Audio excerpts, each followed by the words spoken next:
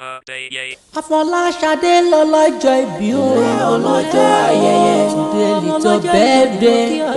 Ọlọ́jọ́ ayẹyẹ. Àríkẹ́ máa dá gànjọ́ o. Ọlọ́jọ́ ayẹyẹ. Wọ́n nílùú Ijesha ṣeré. Ọlọ́jọ́ ayẹyẹ.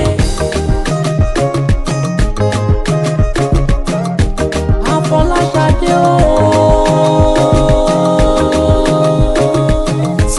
Àríkẹ́ àdé mo ṣe sí ọmọ lọ́jọ́ ìbí òní. Happy birthday to you. February 6 lè ní jẹ́ àyájọ́ tàbí ọgọ́ni. Ó yá para èrò ọ̀rẹ́ wa kọ́ wá bá ọdún mọ́jọ́. Jẹ́ kẹ́ everybody mọ̀ wípé ọjọ́ bí rẹ̀ gangan lè ní jẹ́. Afolashade lọ́lọ́jọ́ ìbí o. Ọlọ́jọ́ ayẹyẹ. Little birthday. Ọlọ́jọ́ ayẹyẹ. Àríkẹ́ máa dá gànjọ́ o. Ọlọ́jọ́ ayẹyẹ. Ọmọ wọn nílùú Ijesha ṣeré. Ọlọ́jọ́ ayẹyẹ. Afolashade Arike kábọ̀ sínú ọdún tuntun rẹ̀. Ọdún gbéga rẹ̀ lọ wáyé, ọdún ayọ̀, ọdún ire ni. Afolashade o, ìwọ lọ lọ́jọ́ bí òní o, aṣọ sí rere. Gbọ́ àjọṣà ló wà yóò dájú, wà kéré kó padà sílé. Afolashade lọ lọ́jọ́ ìbí o. Ọlọ́jọ́ ayẹyẹ. Today little birthday. Ọlọ́jọ́ ayẹyẹ. Àríkẹ́ máa dá gànjọ́ o.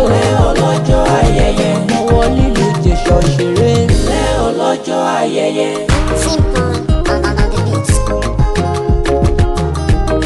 Ijesha yóò, Ijesha náà ní òrè. Ijesha nílé fádà rẹ̀ òkùnkùn ọlọ́mọ. Ọmọ nílùú Ijesha ṣeré onílẹ̀ òbí mo kí ọ dáadáa ni.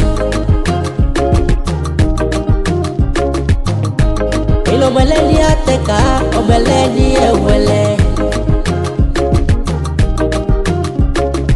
Ìrọ̀jẹ̀ sórí ti ṣáná ilé láti múná oko.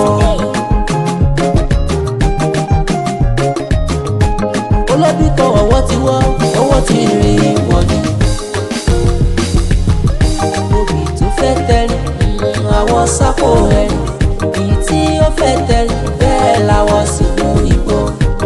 Ẹranko burúkú aróhùn mú jẹ o. Bẹ́ẹ̀ lọ òdiwọ̀n nílé bàbá tó bí ọlọ́mọ. Afolashade lọ́lọ́jọ́ ìbí o. Ọlọ́jọ́ ayẹyẹ. Little birthday. Ọlọ́jọ́ ayẹyẹ. Àríkẹ́ máa dá gànjọ́ o. Ọlọ́jọ́ ayẹyẹ. Ọmọ wọn nílùú Ijesha ṣeré. Ọlọ́jọ́ ayẹyẹ.